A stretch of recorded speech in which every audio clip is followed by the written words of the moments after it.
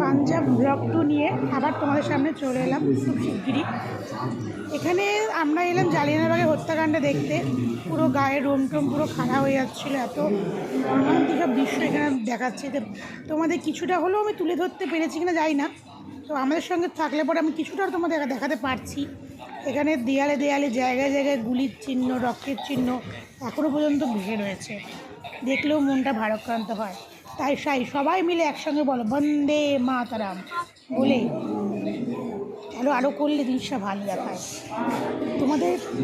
আমাদের আমার অনেকেই আছে, হয়তো দেখেছো মুভিটা, কেসরি মুভিটার মধ্যে অনেকটা গল্পের মধ্যে দিয়ে বানিয়েছে, দেখিয়েছে। আর তাই জন্য এখান থেকে কিছু কিছু জিনিসটা গল্পগুলো এখানে ফুটিয়ে তুলেছে, কীভাবে ইংরেজরা ছোটো ছোটো বাচ্চাদের হত্যা করেছিল। এই গল্পের মধ্যে, গল্প নয় এটা, সত্যি এটার মধ্যে সমস্ত বুঝিয়ে দিয়েছে কীভাবে কী করেছিল ওরা।